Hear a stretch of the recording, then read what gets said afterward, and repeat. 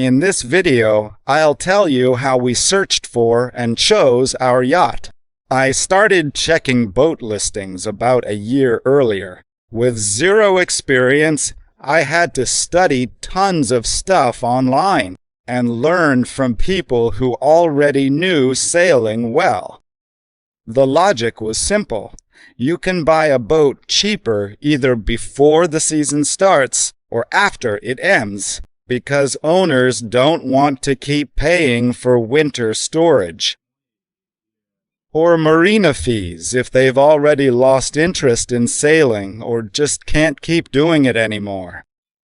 In Holland, Sweden, or Norway, you can find great boats for good money. Usually the market gets flooded before the season starts or after it ends. And if a yacht shows up in great condition below market price, it's usually gone in a day or two.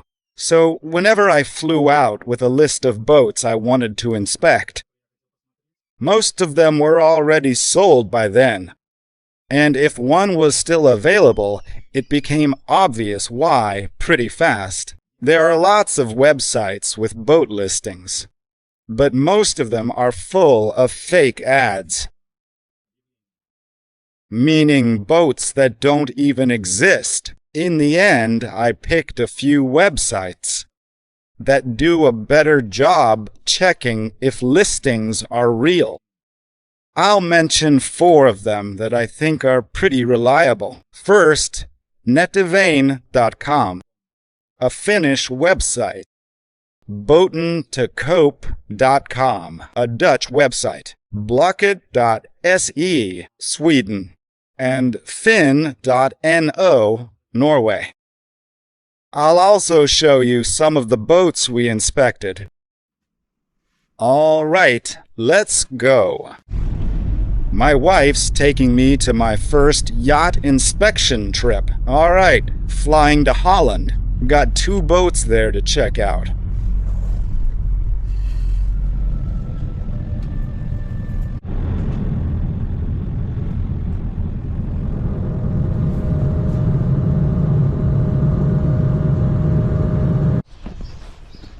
Heading to the first inspection. 6 in the morning. Tiny little village.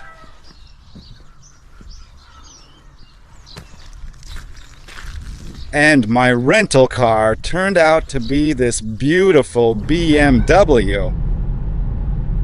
Our first choice was the Apollo 12. This yacht was built by the Apollo shipyard in 1993. She's a little over 12 meters long and 3.64 meters wide. The draft on this boat is 1.90 meters. She was designed mainly for charter use, not private owners. The deck on our version was fully covered in teak, which looked beautiful. But taking care of teak is definitely not easy. At the stern, there was a 2-step swim platform where you could sit or jump into the water. From the outside, the boat looked huge and really felt like you could actually live and travel on it.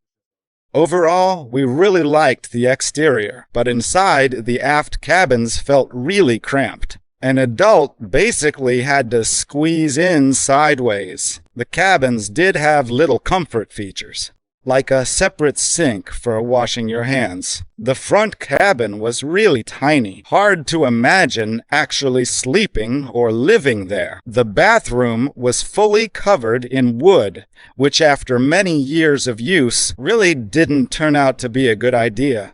Wood absorbs smells, and that bathroom was always going to have a weird smell because of it. From the start, we wanted plastic walls in the bathroom, so they'd be easy to wash and wouldn't absorb odors. The biggest plus was there were tons of drawers and shelves for storage. You could definitely fit a lot of stuff in there, but the actual living space felt extremely small. It was hard to understand where all that space went, because inside you just didn't feel the size at all. Every cabin smelled damp. The mattresses, the wood, everything. And considering the whole yacht inside was covered in wood, even the bathroom, getting rid of that smell was probably impossible. This yacht was actually very cheap for its size. 35,000 euros. A month later, it dropped to 32. When we started the engine, it sounded really strange to me. The sound was heavy, like it had worked hard for way too many years. You could easily call Holland the yacht capital of Europe. Everywhere you go, you'll see hundreds of marinas. Doesn't matter if it's a big city or a small town. Even tiny villages can have 2 or 3 marinas. The cities are full of canals, and Dutch people just moor their boats right next to their homes. This is one of the biggest yacht markets in Europe. You'll probably find several boats online that you really like, but one boat could be sitting in a marina on one side of Holland, while another is 100 or 200 kilometers away, which means if you rely on public transport, seeing all the boats you picked could easily take an entire week just to visit all the options you selected. But renting a car makes things much easier. Realistically, by car, you can inspect 2 or 3 yachts in one day.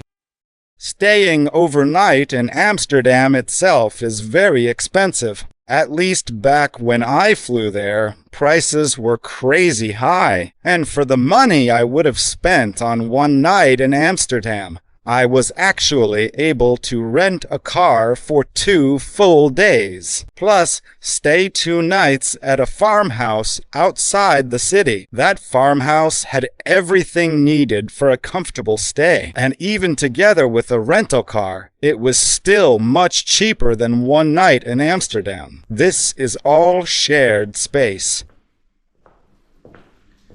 Pool table with an aquarium. Then there's this huge lounge area with armchairs and paintings.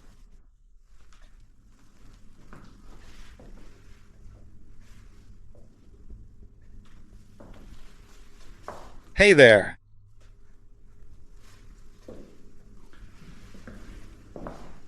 My room is number 3, so this is what a single room looks like. Huge room. TV, little table, and together with the rental car for 2 days, it cost about the same as just a room somewhere, right in Amsterdam for one night. Actually, it even turned out cheaper, especially considering the car I rented. One of the next boats we picked was the Beneteau Oceanus 370. Visually, the boat looked beautiful. This one was built in '91. She's 11.4 meters long, 3.8 meters wide, with a draft of only 1.5 meters. The asking price was 47,500 euros. Right away, we noticed some cosmetic damage outside, but nothing that would cost a fortune to fix. This boat had a very spacious cockpit with a large, solid, folding table. You could already imagine sitting there, having breakfast or dinner while enjoying the view. Inside, the boat felt very comfortable. Everything was clean, no smells, and plenty of lockers and storage space. There was definitely enough room for all our stuff. Another big plus was that the boat came with a brand new Genoa sail. Overall, there were enough positives for us to really like the boat, but there were downsides too. The water heater needed replacing. Not the worst thing, but still extra work and extra money. Also, the boat didn't have a holding tank, and installing one takes time and money too. A holding tank on a boat is basically a small sewage system. Instead of dumping overboard, everything goes into a special tank or reservoir. Then later, in most marinas, you can empty the holding tank for free or for a fee. But the main reason we decided not to buy this boat was the keel bolts. When I opened the floor, I saw rusty, badly rusted bolts, not just surface corrosion. They were already deteriorating. The boat was being sold through a broker, and when I said the bolts looked really bad, he told me he'd seen worse. He thought the condition of the bolts wasn't critical at all, but honestly, I disagreed. Those bolts are holding a keel that weighs several tons, and if you ever get caught in a storm with heavy loads on the boat, there's a chance you could actually lose the keel. And without a keel, a sailboat can capsize very easily. Out in the open sea, that's definitely not a situation you want. The next boat was a 1996 Bavaria 37. At first, we didn't even consider this option because it was out of our budget, but while I was in Holland, the broker suddenly dropped the price a lot, and unexpectedly, it landed right inside our budget. So, of course, I went to take a look at it. She's 11.28 meters long and 3.65 meters wide. Draft is 1.45 meters. She's powered by a 29 horsepower Volvo Penta engine. And all of a sudden, they dropped the price to $55,000. Very interesting situation, because not long before that, this boat was listed for almost 75,000 euros. Why such a huge discount? Maybe the owner was in a hurry to sell. This Bavaria 37 was basically love at first sight. From the outside, she looked perfect. There were almost no cosmetic flaws on the hull at all, and the teak was in near perfect condition. It looked really expensive. Inside, there were no surprises either. Everything looked excellent. On a Bavaria, all the lockers and storage spaces are well designed. You can fit absolutely everything in there, and even more. As for comfort and convenience, everything was top level. But maybe at least the keel bolts were rusty. There had to be a catch somewhere. I opened the floorboards, and they were perfect. Absolutely perfect. Nothing to complain about. Maybe just a little corrosion on the engine. But all of that could be fixed, and some parts could simply be replaced later on. Could this really be the dream boat we'd travel the world on? All the interior details looked brand new. Everything was spotless. Could this actually be real? Does this even happen? Maybe the owner really had dropped the price because he needed to sell fast. I inspected this yacht on my own, without the broker around, and walked away feeling inspired. Like we'd finally found exactly what we'd been searching for. As I was leaving, the broker came up to me and said this really was a great boat, and that I'd never regret buying it. Because honestly, it looked almost brand new, perfect condition. But then came the word but. He said there was one problem, and I immediately thought, all right, what kind of problem? Turns out it was a very serious one, so that's where the discount came from. No question about it. Everything you could actually see was in perfect condition. But just a week earlier, they had hauled the boat out at the shipyard and discovered osmosis on the hull. The bottom was covered in tiny bubbles everywhere. Osmosis is basically a chemical hydrolysis process where water gets trapped inside layers of fiberglass. In simple words, water bubbles form inside the fiberglass, and over time the material starts breaking down in those spots. And fixing osmosis is very expensive. Sure, maybe it would have been possible to find some cheaper place to repair it, but it still takes a huge amount of time. First, the boat has to be hauled out, all the bubbles opened up and cleaned out. Then the boat has to sit on land for an unknown amount of time. That could take 1 month or even 4. And if the weather is too humid, maybe even longer. All the moisture inside those bubbles has to dry out. Only after that can they fill everything, prime the hull, and repaint it. And we simply didn't have that kind of time, because 4 months would basically mean missing the entire season. And that would mean seeing you guys again in a year. That definitely wasn't the plan. So disappointed, I drove off to inspect the next boats. After the Bavaria 37, it was honestly hard to look at anything else. On one hand, I was still impressed. On the other, really disappointed. The next inspection was a Benote Oceanus 321. This one was built in 1995. She's 9.95 meters long and 3.43 meters wide. Overall, she looked pretty worn out, even though before that I had inspected boats much older than this one. For its year, size, and layout, the price felt way too high. The asking price was 45,000 euros. Inside, there was nothing special. Sure, the aft cabin was fairly spacious, but the main saloon barely had any usable space. And the front cabin honestly felt more like it was there just for show. You could lie down and sleep there.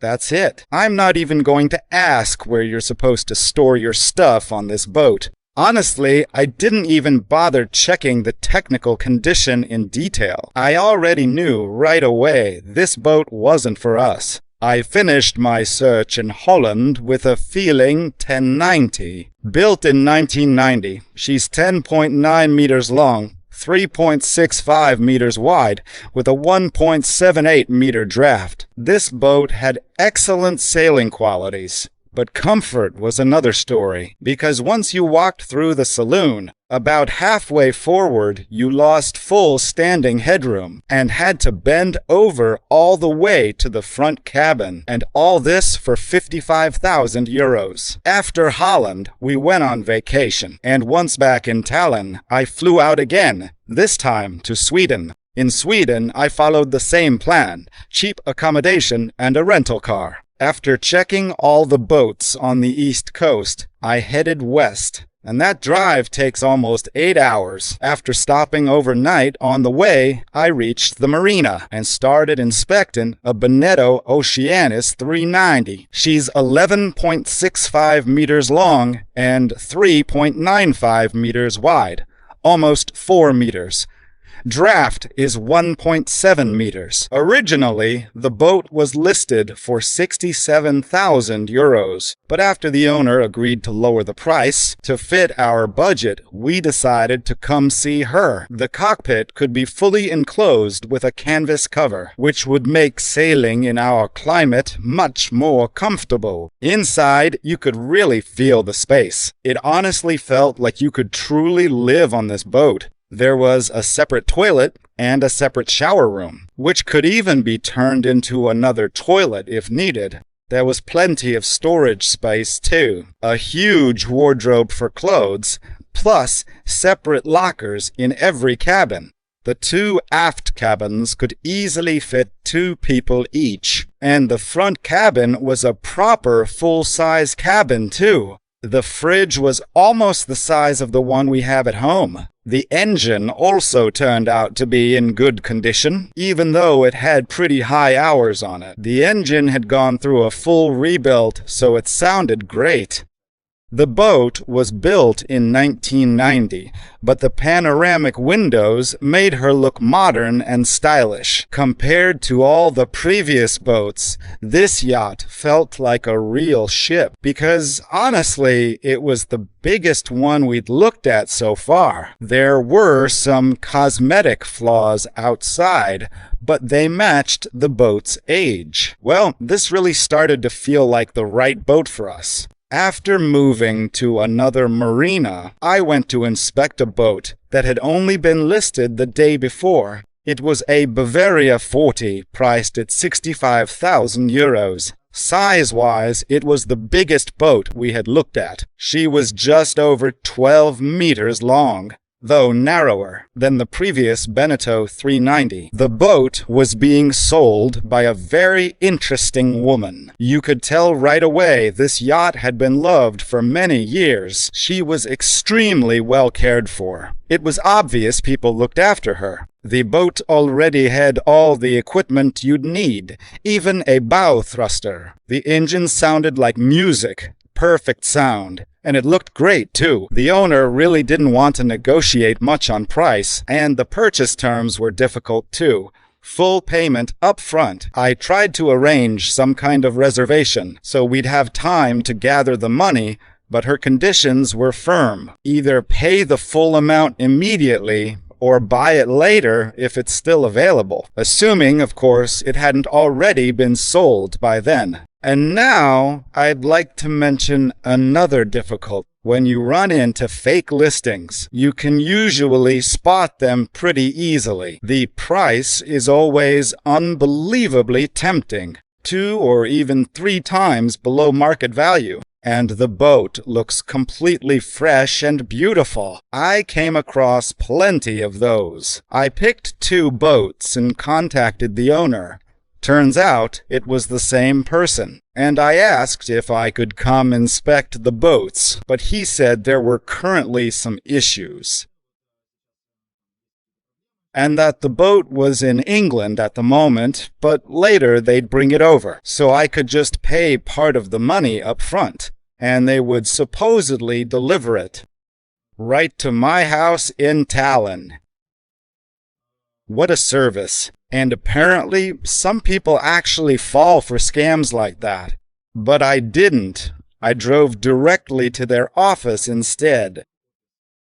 Earlier that same day, I had emailed them, saying I wanted to come by, talk to them, and inspect the boats they had available, and then decide. But they replied by email saying I needed to arrange a visit 1 or 2 weeks in advance. That things don't work like this, and they wouldn't be able to show anything. So I went to the office address they had listed, and it was just a private house in a residential neighborhood. I asked the guy mowing the lawn there if they sold boats. He said no. So in the end, I documented the listing to report it to the police. I hope you found this video interesting.